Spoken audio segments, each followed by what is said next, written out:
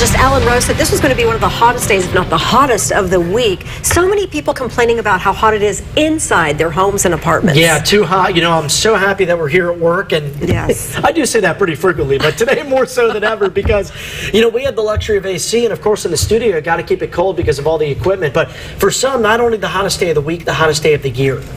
Get to those numbers here in a minute. Let's go to the maps. A few high clouds moving through the San Ynez Valley, not helping much to deflect that hot sunshine from heating things up on the ground. Mostly sunny skies outside from that Mission Live cam. In fact, take a look at this. Downtown Santa Barbara, today's high of 95, the hottest temperature that we had seen since back on March 15th. And keep in mind, March 15th, folks, that was still winter, believe it or not. Average high this time of the year, 77 degrees. Now, we do have some cooling trends in your forecast, although initially or at the onset tomorrow, not going to make much of a difference. Here's what we saw today for a few select cities. That 95 in Santa Barbara, not a record, but close to it. 104 in San Ynez. 101 in SLO, that was the hottest day of the year, and up to 88 in Lompoc. Tomorrow, we just shave off a few degrees from the daytime highs. Still low 90s in Santa Barbara, triple digits in San Ynez, mid 90s in SLO, and 85 in Lompoc. And still tonight at this 5 o'clock hour, it is extremely hot outside.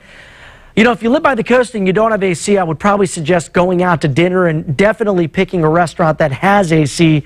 Do not cook at home. It's just going to heat up the house way too much. And look at this, 24-hour temperature changes. Not a lot different to the south coast, but Santa Maria tonight about 10 degrees warmer than yesterday. And that's even with some moderate to strong sea breezes. Winds right now, 21 miles an hour in San Luis Obispo. And again, later tonight, we could see some locally windy conditions out towards the Gaviota coastline in southern Santa Barbara County. But alas, we are tracking changes. Still hot tomorrow, but some relief this weekend because of this large trough of low pressure.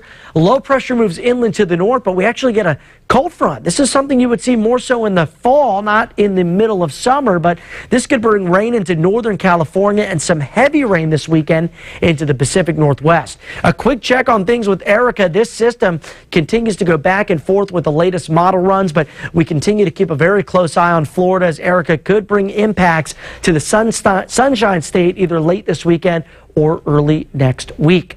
Your forecast tonight and tomorrow, another very warm night, and it'll be a hot end to a warm week. Back into the 90s in Santa Barbara, triple digits in San Ynez. We'll see 88 in Santa Maria, 77 in Pismo, so nice by the coast in SLO County, but the farther inland you head, the hotter those temps get. 103 in Paso, 103 in Ojai, and 97 in Santa Paula.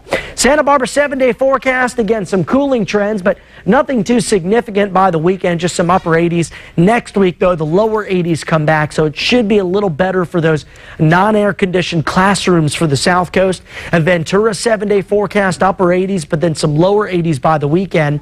Santa Ynez, one more day in the triple digits. By Sunday, about 12 to 15 degrees cooler than what we've seen out there today. And for Paso, a little relief initially, but by next week, 80s are making a comeback. 103 is better than 107, though. Much better. Be triple digits. And you know, this is a short, powerful heat wave, and you got to take precautions to make sure you stay